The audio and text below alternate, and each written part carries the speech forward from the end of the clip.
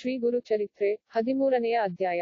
ನಾಮಧಾರಕ ವಿನಯದಿಂದ ಕೈಜೋಡಿಸಿ ಸಿದ್ಧಮುನಿಯನ್ನು, ಯೋಗೀಶ್ವರ, ಭವಾರ್ಣವತಾರಕರು ನೀವು ಹೇಳುತ್ತಿರುವ ಗುರುಕಥಾಮೃತವನ್ನು ಕೇಳಿದಷ್ಟು ಇನ್ನು ಕೇಳಬೇಕೆಂಬ ಅಭಿಲಾಷೆ ಉಂಟಾಗುತ್ತಿದೆ. ಗುರುಚರಿತ್ರೆ ಎನ್ನುವುದು ಕಾಮಧೇನುವು ಹಸುವಿಗೆ ಹುಲ್ಲು ಕೊಟ್ಟಷ್ಟು ಅದರ ಹಸಿವು ಹೆಚ್ಚಾಗುವ ಹಾಗೆ ನನಗೆ ಗುರುಕಥೆಗಳನ್ನು ಕೇಳುವುದರಲ್ಲಿ ಆಸಕ್ತಿ ಹೆಚ್ಚಾಗುತ್ತಿದೆ. ಕನಸಿನಲ್ಲೂ ಮಜ್ಜಿಗೆ ಸಿಕ್ಕದಿದ್ದವನಿಗೆ ಎಚ್ಚರದಲ್ಲಿ ಹಾಲಿನ ಸಮುದ್ರ ದೊರೆತರೆ ಅವನು ಅದನ್ನು ಬಿಟ್ಟು ಹೋಗುತ್ತಾನೆಯೇ? ಹಾಗೆಯೇ ಅಲ್ಪಜ್ಞನಾದ ನನಗೆ ಗುರುಕೀರ್ತಿ ಇದುವರೆಗೆ ತಿಳಿದಿರಲಿಲ್ಲ. ಅವಿದ್ಯೆಯಿಂದ ಭ್ರಷ್ಟನಾದ ನಾನು ಕಷ್ಟಗಳಿಗೀಡಾಗಿದ್ದೆ.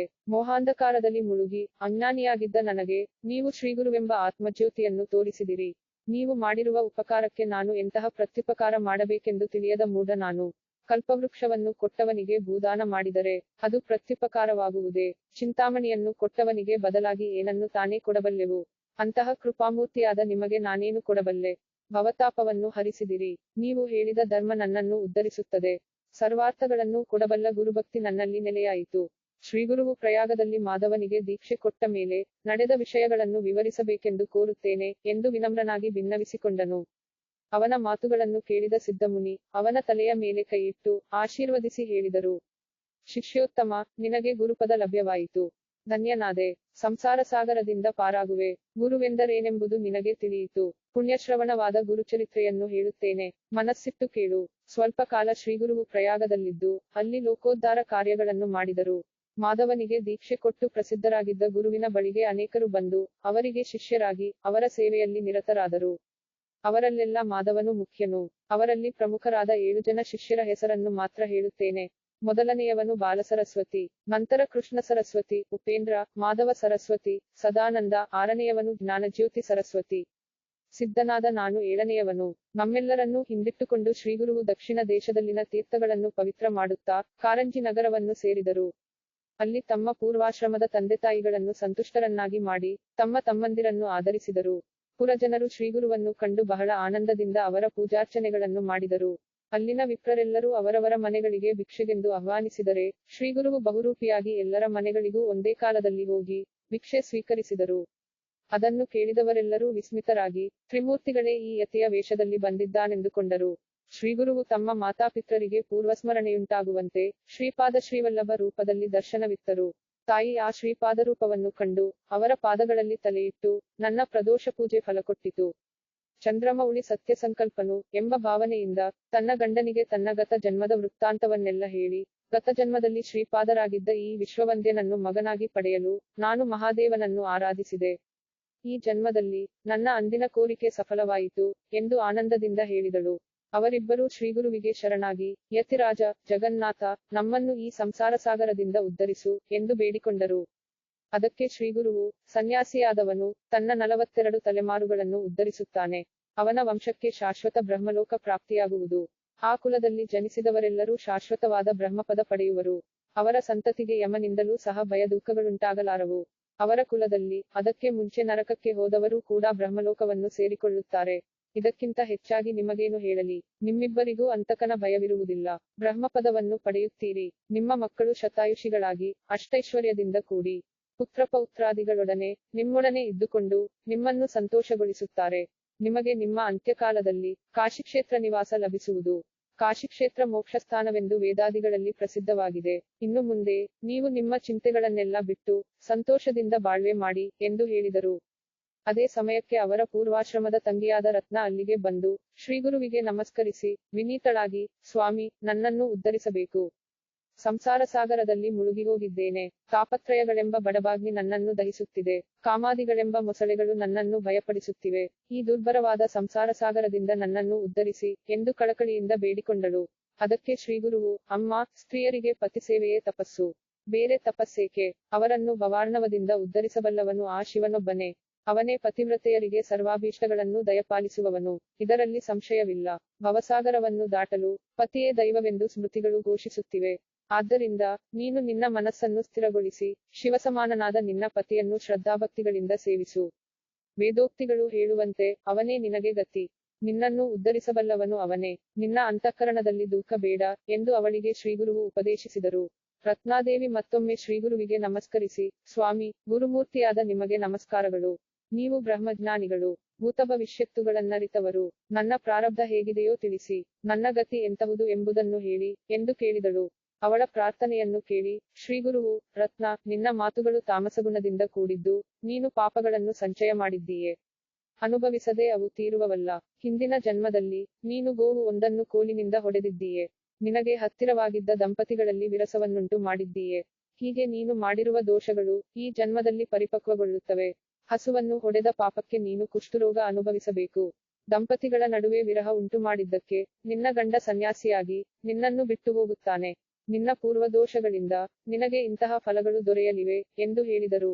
ಅದನ್ನು ಕೇಳಿ, ಆಕೆ ಅತ್ಯಂತ ದುಃಖಿತಳಾಗಿ, ಗುರುನಾಥ, ನೀನೇ ನನ್ನನ್ನು ಉದ್ಧರಿಸಬೇಕು, ಎಂದು ಅವರ ಪಾದಗಳನ್ನು ಹಿಡಿದು ಬೇಡಿಕೊಂಡಳು. ಅದಕ್ಕೆ ಅವರು, ಮಗು, ಸ್ವಲ್ಪ ಕಾಲ ಸುಖವನ್ನನುಭವಿಸು. ನಿನ್ನ ಗಂಡ ವಯಸ್ಸಾದ ಮೇಲೆಯೇ ಸನ್ಯಾಸಿಯಾಗುತ್ತಾನೆ. ಆನಂತರದಲ್ಲಿಯೇ ನಿನಗೆ ಕುಷ್ಠರೋಗ ಪ್ರಾಪ್ತಿಯಾಗುತ್ತದೆ. ಪಾಪಫಲಗಳನ್ನನುಭವಿಸಿದ ಮೇಲೆ ನಿನಗೆ ಸದ್ಗತಿಯಾಗುತ್ತದೆ. ಕುಷ್ಠರೋಗವು ಆರಂಭವಾದ ಮೇಲೆ, ನಿನಗೆ ನನ್ನ ದರ್ಶನವಾಗುತ್ತದೆ. ನಿನ್ನ ಪಾಪ ಪರಿಹಾರಕ್ಕಾಗಿ ಅನುಗುಣವಾದ ಕ್ಷೇತ್ರವು, ಭೀಮಾತಟದ ದಕ್ಷಿಣಕ್ಕಿರುವ, ಪಾಪವಿನಾಶಿನಿವೆಂಬ ತೀರ್ಥವು. ಕುಷ್ಠರೋಗ ಬಂದೊಡನೆ ನೀನು ಆ ಕ್ಷೇತ್ರಕ್ಕೆ ಹೋಗು. ಗಂಧರ್ವನಗರವು, ಭೀಮಾ, ಅಮರಜಾನದಿಗಳ ಸಂಗಮದಲ್ಲಿದೆ. ಅದು ಭೂಮಂಡಲದಲ್ಲಿಯೇ ಅತಿ ಪ್ರಸಿದ್ಧವಾದದ್ದು, ಎಂದು ಆದೇಶ ಕೊಟ್ಟು, ಶಿಷ್ಯರೊಡನೆ ಶ್ರೀಗುರುವು ಅಲ್ಲಿಂದ ಹೊರಟು ತ್ರ್ಯಂಬಕ ಕ್ಷೇತ್ರಕ್ಕೆ ಬಂದರು. ಅದು ಗೌತಮಿ ನದಿಯ ಉಗಮಸ್ಥಾನ. ತ್ರ್ಯಂಬಕದಿಂದ ಶ್ರೀಗುರುವು ನಾಸಿಕಕ್ಕೆ ಬಂದರು. ಅಲ್ಲಿ ಪುರಾಣೋಕ್ತವಾದ ಅನೇಕ ಪುಣ್ಯಕ್ಷೇತ್ರಗಳಿವೆ. ಅವುಗಳೆಲ್ಲದರ ಮಹಿಮೆಯನ್ನು ವಿಸ್ತರಿಸಿ ಹೇಳಲು ಸಾಧ್ಯವಿಲ್ಲ. ಸಂಕ್ಷೇಪವಾಗಿ ಹೇಳುತ್ತೇನೆ ಕೇಳು. ಗೋದಾವರಿ ಲೋಕದಲ್ಲಿ ಅಪಾರವಾದ ಮಹಿಮೆಯುಳ್ಳ ನದಿ.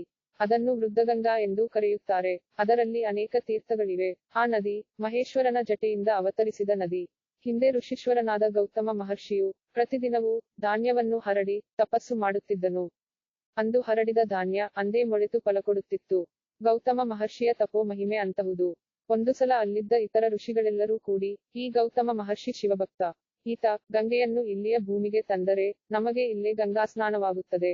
ಯೋಗಯುಕ್ತರು, ಊರ್ಧ್ವರೇತಸುಗಳಾದ ಮುನಿಗಳಿಗೆ ಲಭಿಸುವ ಸದ್ಗತಿ, ಈ ನದಿಯ ತೀರಗಳಲ್ಲಿ ವಾಸಿಸುವವರಿಗೂ ಲಭಿಸುತ್ತದೆ. ಮಹಾಮುನಿಗಳು, ಕೋಟಿ ವರ್ಷಗಳು ತಪಸ್ಸು ಮಾಡಿ, ಪಡೆಯುವ ಈ ಫಲಕ್ಕೆ ಸಮನಾದ ಫಲ, ಗಂಗಾಸ್ನಾನದಿಂದ ಸಿದ್ಧಿಸುತ್ತದೆ. ಈ ಗೌತಮ ಮುನಿ, ಗಂಗೆಯನ್ನು ಭೂಮಿಗೆ ತರುವಂತಹ ಪ್ರಯತ್ನ ಮಾಡಬಹುದಾದ ಪ್ರಯತ್ನಶೀಲನು. ಆದ್ದರಿಂದ, ಅವನಿಗೆ ಯಾವುದಾದರೂ ಸಂಕಟವನ್ನುಂಟು ಮಾಡಿದರೆ, ನಮಗೆ ಗಂಗಾ ಸ್ನಾನ ಲಭ್ಯವಾಗುತ್ತದೆ, ಎಂದು ಯೋಚಿಸಿ, ದರ್ಬೆಗಳಿಂದ ಒಂದು ಗೋವು ಕರುವನ್ನು ಸೃಷ್ಟಿಸಿ, ಅವನ್ನು, ಗೌತಮ ಮಹರ್ಷಿ, ಧಾನ್ಯ ಹರಡುತ್ತಿದ್ದ ಭೂಮಿಯಲ್ಲಿ ಬಿಟ್ಟರು. ಅವನ್ನು ಕಂಡ ಆ ಮುನಿ, ಅವುಗಳನ್ನು ಒಂದು ದರ್ಬೆಯಿಂದ ಅಟ್ಟಿದನು. ಆ ದರ್ಬೆಯೇ ವಜ್ರಾಯುಧದಂತೆ ಆ ಪಶುಗಳನ್ನು ಮುಟ್ಟಿತು. ತಕ್ಷಣವೇ ಆ ಗೋವು ಕರುಗಳು ಅಲ್ಲಿಯೇ ಸತ್ತು ಬಿದ್ದವು. ಗೌತಮನಿಗೆ ಗೋಹತ್ಯಾ ಪಾಪ ಉಂಟಾಯಿತು. ಋಷಿಗಳೆಲ್ಲರೂ ಸೇರಿ, ಆ ಪಾಪಕ್ಕೆ ಪ್ರಾಯಶ್ಚಿತ್ತವಾಗಿ, ಗಂಗೆಯನ್ನು ಭೂಮಿಗೆ ತಂದು, ಅದನ್ನು ಆ ಪಶುಗಳ ಮೇಲೆ ಹರಿಯುವಂತೆ ಮಾಡಿದರೆ, ಅವನು ಪಾಪರಹಿತನಾಗುತ್ತಾನೆ ಎಂದು ಹೇಳಿದರು. ಹಾಗೆ ಆಗಲೆಂದು ಒಪ್ಪಿ, ಗೌತಮ ಮುನಿಯು, 1000 ವರ್ಷಗಳು ತಪಸ್ಸು ಮಾಡಿದನು. ಸದಾಶಿವನು ಪ್ರತ್ಯಕ್ಷನಾಗಿ, ವರ ಕೇಳೆಂದು ಹೇಳಲು, ಗೌತಮನು, ಸ್ವಾಮಿ, ನೀನು ನನ್ನಲ್ಲಿ ಪ್ರಸನ್ನನಾಗಿದ್ದರೆ, ಚರಾಚರಗಳನ್ನೆಲ್ಲ ಉದ್ಧರಿಸಲು, ಗಂಗೆಯನ್ನು ಲೋಕಕ್ಕೆ ಕಳುಹಿಸು, ಎಂದನು. ಅವನ ಮಾತಿಗೆ ಒಪ್ಪಿ, ಮಹೇಶ್ವರನು ಗಂಗೆಯನ್ನು ಬಿಟ್ಟನು. ಭೂಲೋಕದಲ್ಲಿ ಸರ್ವಹಿತಕ್ಕಾಗಿ, ಗಂಗೆ, ಉತ್ತರದಲ್ಲಿನ ಭಾಗೀರಥಿಯಂತೆ, ದಕ್ಷಿಣದಲ್ಲಿ ಹರಿದು ಬಂದಳು. ಅದೇ ಗೌತಮಿ ನದಿ, ಗೋದಾವರಿ ಎಂಬ ಹೆಸರಿನಿಂದ ಪ್ರಸಿದ್ಧವಾದದ್ದು. ಅದರ ಮಹಿಮೆ ವರ್ಣಿಸಲು ಅಸಾಧ್ಯವಾದದ್ದು. ಅದರಿಂದಲೇ, ನಾಮಧಾರಕ, ಶ್ರೀಗುರುವು ಅಲ್ಲಿಗೆ ಬಂದರು. ಅಲ್ಲಿಂದ ಸರ್ವತೀರ್ಥಗಳನ್ನು ಪರ್ಯಟಿಸುತ್ತಾ, ಅವರು ಮಂಜರಿ ಕ್ಷೇತ್ರಕ್ಕೆ ಬಂದರು. ಅಲ್ಲಿ, ಮಾಧವಾರಣ್ಯನೆಂಬ, ನರಸಿಂಹ ಸ್ವಾಮಿಯ ಅರ್ಚಕನೊಬ್ಬನು, ತನ್ನ ಮಾನಸ ಪೂಜೆಯಲ್ಲಿ, ಶ್ರೀಗುರುವಿನ ದರ್ಶನ ಮಾಡುತ್ತಿದ್ದನು. ತಾನು ಮನಸ್ಸಿನಲ್ಲಿ ಧ್ಯಾನಿಸುವ ಶ್ರೀಗುರುವನ್ನು ಪ್ರತ್ಯಕ್ಷವಾಗಿ ಕಂಡ ಆ ಅರ್ಚಕನು, ಆಶ್ಚರ್ಯಪಟ್ಟು, ಶ್ರೀಗುರುವನ್ನು ಸ್ತೋತ್ರಗಳಿಂದ ಸ್ತುತಿಸುತ್ತಾ, ಶ್ರೀಪಾದರ ಪಾದಯುಗ್ಮಗಳು, ದಿವ್ಯನದಿ ತೀರದಲ್ಲಿ ಸ್ಥಾಪಿತವಾಗಿವೆ. ಉತ್ತರ ತೀರ ನಿವಾಸಿಯಾದ ಶ್ರೀನರಸಿಂಹನು, ಲಕ್ಷ್ಮೀ ಸಮೇತನಾಗಿ ಅಲ್ಲಿ ನೆಲೆಸಿದ್ದಾನೆ, ಎಂದು ಹೇಳುತ್ತಾ, ಬಹಳ ಸಂತೋಷದಿಂದ ಶ್ರೀಗುರುವಿಗೆ ನಮಸ್ಕರಿಸಿದನು. ಅದಕ್ಕೆ ಶ್ರೀಗುರುವು, ಸೇವಾ ಮಾರ್ಗವನ್ನು ಹಿಡಿದು, ನೀನು ಸನ್ಮಾರ್ಗದಲ್ಲಿ ಹೆಜ್ಜೆಯಿಟ್ಟಿದ್ದೀಯೆ. ನನ್ನ ದರ್ಶನದಿಂದ, ನೀನು ಸಂಸಾರ ಮಾರ್ಗವನ್ನು ಬಿಟ್ಟು, ನನ್ನ ರೂಪವನ್ನು ದರ್ಶನ ಮಾಡಿಕೊಂಡಿರು, ಎಂದು ಹೇಳಿ, ಹರ್ಷಪೂರ್ಣರಾಗಿ ಆ ಅರ್ಚಕನಿಗೆ ತಮ್ಮ ನಿಜರೂಪವನ್ನು ತೋರಿಸಲು, ಆ ಅರ್ಚಕನು, ಆನಂದ ತುಂಬಿದವನಾಗಿ, ಅವರನ್ನು ಮತ್ತೆ ಮತ್ತೆ ಅನೇಕ ಸ್ತೋತ್ರಗಳಿಂದ ಸ್ತುತಿಸಿದನು. ಜಗದ್ಗುರು, ಲೋಕದೃಷ್ಟಿಯಲ್ಲಿ ಮಾನವರಾದರೂ, ನೀವು ಆ ತ್ರಿಮೂರ್ತ್ಯವತಾರವಾದ ಜಗಜ್ಯೋತಿಯೇ. ಪರಮಪುರುಷನು, ವಿಶ್ವವನ್ನೇ ಉದ್ಧರಿಸುವಂತಹವನು, ಭೂಲೋಕದಲ್ಲಿ ಅವತರಿಸಿದ ದತ್ತದೇವರು, ನನ್ನನ್ನು ಕೃತಾರ್ಥರನ್ನಾಗಿ ಮಾಡಿ, ನಿಮ್ಮ ಚರಣ ದರ್ಶನ ಭಾಗ್ಯವನ್ನು ಕೊಟ್ಟಿರಿ, ಎಂದು ಅನೇಕ ರೀತಿಯಲ್ಲಿ ಸ್ತುತಿಸಿದ. ಅವನ ಸ್ತೋತ್ರಕ್ಕೆ ಹರ್ಷಿತರಾದ ಶ್ರೀಗುರುವು, ಅವನಿಗೆ, ಮಾಧವಾರಣ್ಯ, ನಿನಗೆ ಮಂತ್ರಸಿದ್ಧಿಯಾಗಿದೆ. ಅದರಲ್ಲಿ ಸಂಶಯವಿಲ್ಲ. ಸದ್ಗತಿ ಪಡೆದು ಬ್ರಹ್ಮಲೋಕವನ್ನು ಸೇರುತ್ತೀಯೆ. ದಿನವೂ ನರಸಿಂಹಮೂರ್ತಿ ರೂಪದಲ್ಲಿ ನಮ್ಮನ್ನೇ ಮನಸಾ ಪೂಜೆ ಮಾಡಿದೆ. ಅದರಿಂದಲೇ ನಿನಗೆ ಪ್ರತ್ಯಕ್ಷ ದರ್ಶನ ಕೊಟ್ಟೆವು ಎಂದು ಹೇಳಿ ಅವನಿಂದ ಬೀಳ್ಕೊಂಡು ಶ್ರೀಗುರುವು ಅಲ್ಲಿಂದ ಹೊರಟು ವಾಸರ ಬ್ರಹ್ಮಕ್ಷೇತ್ರವನ್ನು ಸೇರಿದರು. ಅಲ್ಲಿ ಶಿಷ್ಯರೊಡನೆ ಸ್ನಾನಕ್ಕೆಂದು ನದಿಗೆ ಬಂದಾಗ ಸಾಯಲು ಸಿದ್ಧನಾಗಿ ಬಂದಿದ್ದ ಬ್ರಾಹ್ಮಣನೊಬ್ಬನನ್ನು ಕಂಡರು. ಅವನು ಹೊಟ್ಟೆನೋವಿನಿಂದ ಬಹಳವಾಗಿ ನರಳುತ್ತಾ ಆ ವೇದನೆಯನ್ನು ಸಹಿಸಲಾರದೆ ಪ್ರಾಣ ಬಿಡಬೇಕೆಂದು ಬಂದಿದ್ದನು. ಅವನಿಗೆ ಊಟ ಮಾಡಿದರೆ ಪ್ರಾಣಾಂತಿಕವಾದ ನೋವುಂಟಾಗುತ್ತಿತ್ತು. ಆ ನೋವನ್ನು ಸಹಿಸಲಾಗದೆ ಅವನು ಊಟ ಮಾಡುವುದನ್ನೇ ಬಿಟ್ಟಿದ್ದನು. ಅನ್ನ ದೋಷವಾಗಿದ್ದುದರಿಂದ ಅವನು ಪಕ್ಷಕ್ಕೋ ತಿಂಗಳಿಗೋ ಒಂದು ಸಲ ಊಟ ಮಾಡುತ್ತಿದ್ದನು. ಹೀಗೆ ಕಷ್ಟವನ್ನನುಭವಿಸುತ್ತಾ ಅವನು ಮಹಾನವಮಿಗೆ ಮುಂಚಿನ ದಿನ ಊಟ ಮಾಡಿದನು. ಅದರಿಂದುಂಟಾದ ನೋವನ್ನು ಭರಿಸಲಾರದೆ ಪ್ರಾಣತ್ಯಾಗ ಮಾಡಲುದ್ಯುಕ್ತನಾಗಿ ಈ ಪ್ರಪಂಚದಲ್ಲಿ ನನ್ನಂತಹ ಪಾಪಾತ್ಮ ಬದುಕಿರಬಾರದು. ಅನ್ನವಿಲ್ಲದೆ ಬದುಕುವುದಾದರೂ ಹೇಗೆ ಸಾಧ್ಯ? ಅನ್ನಕ್ಕೆ ನಾನು ದ್ವೇಷಿಯಾದೆ. ಅದಕ್ಕಿಂತ ಮರಣವೇ ಲೇಸು ಎಂದು ನಿಶ್ಚಯ ಮಾಡಿಕೊಂಡು ಕತ್ತಿಗೆ ದೊಡ್ಡ ಕಲ್ಲೊಂದನ್ನು ಕಟ್ಟಿಕೊಂಡು ನದಿಯಲ್ಲಿ ಮುಳುಗಿ ಸಾಯಲು ಬಂದಿದ್ದ ಆ ಬ್ರಾಹ್ಮಣ ಶಿವಸ್ಮರಣೆ ಮಾಡುತ್ತಾ ಹಿಂದಿನ ಜನ್ಮದಲ್ಲಿ ನಾನು ಅನ್ನದಾನವೇ ಮುಂತಾದ ಪುಣ್ಯಕಾರ್ಯಗಳನ್ನು ಮಾಡಲಿಲ್ಲವೆಂದು ತೋರುತ್ತದೆ. ಅಥವಾ ಬ್ರಾಹ್ಮಣನ ಭೋಜನವನ್ನೋ ಇಲ್ಲ ಗೋಗ್ರಾಸವನ್ನೋ ಅಪಹರಿಸಿದ್ದಿರಬೇಕು. ಇಲ್ಲವೇ ವಿಶ್ವಾಸಘಾತ ಮಾಡಿದ್ದನೇನೋ ಏನೋ. ಅದಕ್ಕೆ ಇಂತಹ ಫಲ ಉಂಟಾಗಿದೆ. ಸದ್ಗುರುವನ್ನು ನಿಂದಿಸಿದ್ದೆನೇನೋ. ಅತಿಥಿಗಳನ್ನು ಆದರಿಸಿ ಭೋಜನವಿಡಲಿಲ್ಲವೇನೋ. ಮಾತಾಪಿತ್ರರನ್ನು ಆದರದಿಂದ ಕಾಣದೆ ಅವರನ್ನು ಹಸಿವಿಟ್ಟು ನಾನು ಮೃಷ್ಟಾನ್ನ ಭೋಜನ ಮಾಡಿ ಅವಮಾನಿಸಿದ್ದೆನೇನೋ. ಅಂತಹ ಯಾವುದೋ ಅಕಾರ್ಯ ಮಾಡಿದ್ದುದರಿಂದಲೇ ಈ ಜನ್ಮದಲ್ಲಿ ನಾನು ಇಂತಹ ಯಾತನೆಯನ್ನನುಭವಿಸುತ್ತಿದ್ದೇನೆ ಎಂದು ವ್ಯಥೆ ಪಡುತ್ತಾ ನದಿಯಲ್ಲಿ ಪ್ರವೇಶ ಮಾಡಿದನು. ಅದನ್ನು ಕಂಡ ಶ್ರೀಗುರುವು ಶಿಷ್ಯರನ್ನು ಕರೆದು ತಕ್ಷಣವೇ ಅವನನ್ನು ಕರೆತರಲು ಹೇಳಿದರು. ಶಿಷ್ಯರು ಬೇಗನೆ ಹೋಗಿ ನೀರಿನಲ್ಲಿಳಿದಿದ್ದ ಆ ಬ್ರಾಹ್ಮಣನನ್ನು ಗುರುವಿನ ಬಳಿಗೆ ಕರೆದು ತಂದರು. ದುಃಖಿತರಿಗೆ ದಯಾಳುವಾದ ಆ ಗುರುವು, ಹೇ ಬ್ರಾಹ್ಮಣ, ನೀನೇಕೆ ಪ್ರಾಣತ್ಯಾಗ ಮಾಡಲು ಹೊರಟಿದ್ದೀಯೆ? ಆತ್ಮಹತ್ಯೆ ಮಹಾಪಾಪವಲ್ಲವೇ ಎಂದು ಕೇಳಲು ಆ ಬ್ರಾಹ್ಮಣ, ಯತೀಶ್ವರ, ನಾನು ಹೇಳಿದ್ದನ್ನು ಕೇಳಿ ನೀವೇನು ಮಾಡಬಲ್ಲಿರಿ? ನನ್ನ ಜನ್ಮವೇ ವ್ಯರ್ಥವಾಗಿದೆ. ಪಕ್ಷಕ್ಕೊಂದು ಸಲವೂ ಮಾಸಕ್ಕೊಂದು ಸಲವೂ ಊಟ ಮಾಡಿದರೂ ತಡೆಯಲಾಗದ ಉದರ ಶೂಲೆಯುಂಟಾಗುತ್ತದೆ. ಅದನ್ನು ಸಹಿಸಲಾಗದೆ ಪ್ರಾಣತ್ಯಾಗ ಮಾಡಲು ನಿಶ್ಚಯಿಸಿದೆ. ಶರೀರವು ಅನ್ನಮಯವು. ಅಂತಹ ಅನ್ನವೇ ನನಗೆ ವೈರಿಯಾಗಿದೆ. ಗುರುನಾಥ, ಅನ್ನವಿಲ್ಲದೆ ಜೀವಿಸುವ ರೀತಿಯನ್ನು ನೀವೇ ತಿಳಿಸಿ ಎಂದನು. ಅದನ್ನು ಕೇಳಿದ ಶ್ರೀಗುರುವು, ನಿನ್ನ ಬಾಧೆಯನ್ನು ಒಂದು ನಿಮಿಷದಲ್ಲಿ ಹೊರಗಟ್ಟುವಂತಹ ಔಷಧವನ್ನು ಹೇಳುತ್ತೇನೆ. ಸಂಶಯಪಡಬೇಡ. ನಿನ್ನ ವ್ಯಾಧಿ ಭೂಮಿಯಲ್ಲಿ ಕಲೆತುಹೋಯಿತೆಂದು ತಿಳಿ. ನಿನಗಿಷ್ಟವಾದ ಮೃಷ್ಟಾನ್ನ ಭೋಜನ ಮಾಡು ಎಂದರು. ಅವರ ಮಾತನ್ನು ಕೇಳಿದ ಆ ಬ್ರಾಹ್ಮಣನು ದಿಕ್ಕು ತೋರದೆ ಮೌನವಾಗಿ ಶ್ರೀಗುರುವಿನ ಪಾದಗಳಲ್ಲಿ ಶಿರವಿಟ್ಟು ನಮಸ್ಕರಿಸಿದನು. ಆ ಸಮಯಕ್ಕೆ ಸರಿಯಾಗಿ ಅಲ್ಲಿನ ಗ್ರಾಮಾಧಿಕಾರಿ ಸ್ನಾನಕ್ಕೆ ಬಂದನು. ಶ್ರೀಗುರುವನ್ನು ನೋಡಿದ ತಕ್ಷಣವೇ ಆ ಬ್ರಾಹ್ಮಣ ಅವರ ಬಳಿಗೆ ಬಂದು ಶ್ರೀಗುರುವಿನ ಪಾದಗಳಿಗೆ ನಮಸ್ಕಾರ ಮಾಡಿ ಭಕ್ತಿಯುಕ್ತನಾಗಿ ಅವರನ್ನು ಪ್ರಾರ್ಥಿಸುತ್ತಾ ನಿಂತನು. ಅವನನ್ನು ಕಂಡು ಶ್ರೀಗುರುವು ಆದರದಿಂದ, ಅಯ್ಯ, ನೀನು ಎಲ್ಲಿಯವನು? ನಿನ್ನ ಹೆಸರೇನು? ಎಲ್ಲವನ್ನೂ ತಿಳಿಸು ಎಂದರು. ಅದಕ್ಕೆ ಅವನು, ನಾನು ಅಪಸ್ತಂಭ ಶಾಖೀಯನು. ಕೌಂಡಿನ್ಯ ಗೋತ್ರದವನು. ನನ್ನನ್ನು ಸಾಯಂದೇವನೆನ್ನುವರು. ಕಾಂಚೀಪುರ ನನ್ನ ನಿವಾಸ ಸ್ಥಾನ. ಉದರಭರಣಕ್ಕಾಗಿ ಯವನೇಶ್ವರನಿಗೆ ಸೇವಕನಾಗಿ ಇಲ್ಲಿ ಗ್ರಾಮಾಧಿಕಾರಿಯಾಗಿ 1 ವರ್ಷದಿಂದ ಇದ್ದೇನೆ. ಇಂದು ನಾನು ಧನ್ಯನಾದೆ. ನಿಮ್ಮ ದರ್ಶನವನ್ನು ಮಾಡಿದವನಾದೆ. ಕೃತಾರ್ಥನಾದೆ. ನೀವು ವಿಶ್ವೋದ್ಧಾರಕರು. ಜನ್ಮಜನ್ಮಾಂತರಗಳಲ್ಲಿ ನಾನು ಮಾಡಿದ ಪಾಪಫಲಗಳೆಲ್ಲವೂ ಇಂದು ನಾಶವಾದವು. ನಿಮ್ಮ ಅನುಗ್ರಹ ಪಡೆದವನು ಭವಸಾಗರವನ್ನು ದಾಟುತ್ತಾನೆ. ಅಪ್ರಯತ್ನವಾಗಿ ನಿಮ್ಮ ದರ್ಶನ ನನಗೆ ಲಭ್ಯವಾಯಿತು. ಗಂಗೆ ಪಾಪಗಳನ್ನು, ಚಂದ್ರ ತಾಪವನ್ನು, ಕಲ್ಪವೃಕ್ಷ ದೈನ್ಯವನ್ನು ಹೋಗಲಾಡಿಸುತ್ತವೆ. ಆದರೆ ಶ್ರೀಗುರುದರ್ಶನವು ಪಾಪ ತಾಪಗಳನ್ನು ತಕ್ಷಣವೇ ಪರಿಹರಿಸುತ್ತದೆ. ಗಂಗೆಯಲ್ಲಿ ಸ್ನಾನ ಮಾಡಿದರೇನೆ ಪಾಪ ಪರಿಹಾರವಾಗುತ್ತದೆ. ಚಂದ್ರನು ರಾತ್ರಿಹೊತ್ತಿನಲ್ಲಿ ಮಾತ್ರ ತಾಪವನ್ನು ಕಳೆಯುತ್ತಾನೆ. ಕಲ್ಪವೃಕ್ಷ ತನ್ನ ನೆರಳಿಗೆ ಬಂದವನಿಗೆ ಮಾತ್ರವೇ ದೈನ್ಯ ಪರಿಹಾರಕವಾಗುತ್ತದೆ. ಹಾಗಲ್ಲದೆ ನಿಮ್ಮ ದರ್ಶನ ಮಾತ್ರದಿಂದಲೇ ಪಾಪ, ತಾಪ, ದೈನ್ಯಗಳು ನಶಿಸಿಹೋಗುತ್ತವೆ. ಚತುರ್ವರ್ಗ ಫಲಪ್ರದವಾದ ನಿಮ್ಮ ದರ್ಶನ ಅಂತಹದು ಎಂದು ಸ್ತೋತ್ರ ಮಾಡುತ್ತಾ ಮತ್ತೆ ಅವರ ಕಾಲಿಗೆರಗಿದನು. ಶ್ರೀಗುರುವು ಅವನನ್ನು ಮೇಲಕ್ಕೆತ್ತಿ ಪಕ್ಕದಲ್ಲಿ ಕೂಡಿಸಿಕೊಂಡು, ಅಯ್ಯ, ನನ್ನ ಮಾತು ಕೇಳು. ಈ ಬ್ರಾಹ್ಮಣ ಉದರಶೂಲೆಯಿಂದ ನರಳುತ್ತಿದ್ದಾನೆ. ವ್ಯಾಧಿ ಉಪಶಮನವಾಗಲು ಇವನಿಗೆ ಒಂದು ಔಷಧವನ್ನು ಹೇಳಿದ್ದೇನೆ. ಇವನನ್ನು ನಿನ್ನ ಮನೆಗೆ ಕರೆದುಕೊಂಡು ಹೋಗಿ ಅವನಿಗೆ ಬಹು ಇಷ್ಟವಾದ ಭೋಜನವನ್ನು ನೀಡು. ಅನ್ನ ಊಟ ಮಾಡುವುದರಿಂದ ಅವನ ವ್ಯಾಧಿಪೀಡೆ ನಾಶವಾಗಿ ಹೋಗುವುದು.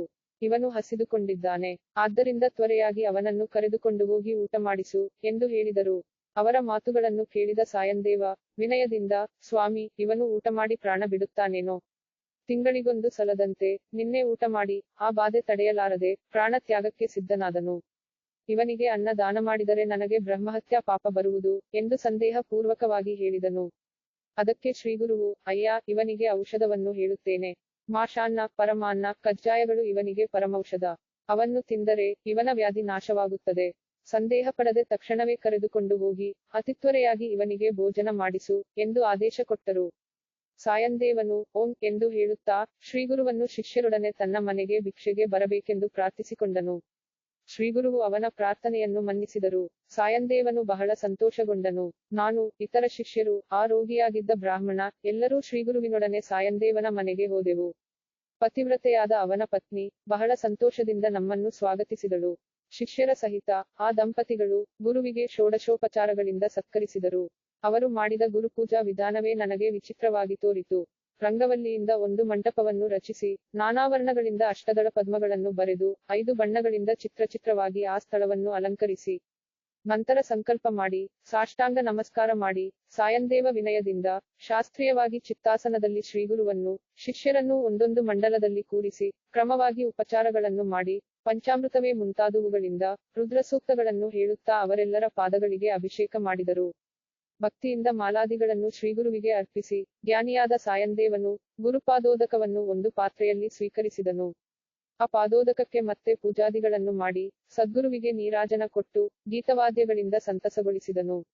ನಂತರ ಶಿಷ್ಯರಿಗೂ ಅದೇ ವಿಧದಲ್ಲಿ ಷೋಡಶೋಪಚಾರ ಪೂಜಾದಿಗಳನ್ನು ಮಾಡಿದರು. ವೇದಮಂತ್ರಘೋಷಗಳಿಂದ ಪುಷ್ಪಾಂಜಲಿಯನ್ನು ಕೊಟ್ಟು ಶ್ರೀಗುರುವನ್ನು ಗೀತೋಪಚಾರ ನಮಸ್ಕಾರಗಳಿಂದ ಸಂತೋಷಗೊಳಿಸಿದರು. ಪತಿವ್ರತೆಯಾದ ಪತ್ನಿಯೊಡನೆ ಸಾಯಂದೇವನು ಈ ರೀತಿಯಾಗಿ ಗುರುವನ್ನು ಪೂಜಿಸಿ ಪರಮಾದರದಿಂದ ಎಲ್ಲರಿಗೂ ನಮಸ್ಕರಿಸಿದನು. ಅವನ ಪೂಜಾದಿಗಳಿಂದ ಸಂತುಷ್ಟನಾದ ಶ್ರೀಗುರುವು, ನಿನ್ನ ಸಂತತಿಯೆಲ್ಲವೂ ನನ್ನಲ್ಲಿ ಭಕ್ತಿಯಿಂದಿದ್ದು ನಿನ್ನ ಕುಲವನ್ನು ವೃದ್ಧಿಗೊಳಿಸುತ್ತಾರೆ. ನಿನಗೆ ಗುರುಮಹಿಮೆಯ ಅರಿವಾಗಿದೆ. ಪುತ್ರಪೌತ್ರಾದಿಗಳಿಂದ ಕೂಡಿ ನಿನ್ನ ವಂಶವು ವೃದ್ಧಿಯಾಗಲಿ ಎಂದು ಅವನನ್ನು ಅನುಗ್ರಹಿಸಿದರು.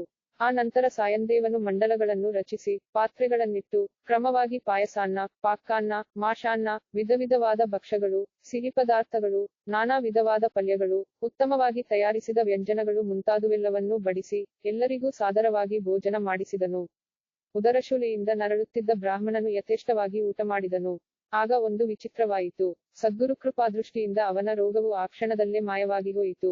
ಚಿಂತಾಮಣಿಯ ಸ್ಪರ್ಶಮಾತ್ರದಿಂದ ಕಬ್ಬಿಣ ಚಿನ್ನವಾಗುವಂತೆ ಆ ಉದರಶೂಲ ಬಾಧಿತನಾದ ಬ್ರಾಹ್ಮಣ ರೋಗವಿಹೀನನಾದನು. ಸೂರ್ಯೋದಯದಿಂದ ಅಂಧಕಾರವು ತೊಲಗಿ ಹೋಗುವಂತೆ ಶ್ರೀಗುರುವಿನ ಕೃಪೆಯಿದ್ದರೆ ದೈನ್ಯವೇ ಕುಂಟಾಗುವುದು. ಶ್ರೀಗುರು ಅವರ ಶಿಷ್ಯರೊಡನೆ ಸಹಪಂಕ್ತಿ ಭೋಜನ ಮಾಡಿದ ಆ ವಿಪ್ರ ಬಹು ಸಂತುಷ್ಟನಾದನು. ಆ ವಿಚಿತ್ರವನ್ನು ಕಂಡ ಎಲ್ಲರೂ ವಿಸ್ಮಿತರಾದರು. ಆಹಾ, ಅವನಿಗೆ ಶತ್ರುವಾಗಿದ್ದ ಅನ್ನವೇ ಅವನಿಗೆ ದಿವ್ಯೌಷಧವಾಗಿ ಅವನ ರೋಗವು ನಾಶವಾಯಿತು. ನಾಮಧಾರಕ ಏನು ಹೇಳಲಿ. ಗುರುಕೃಪೆಯಿಂದ ಜನ್ಮಾಂತರ ಪಾಪಗಳು ಕೂಡ ನಾಶವಾಗಬಲ್ಲವು.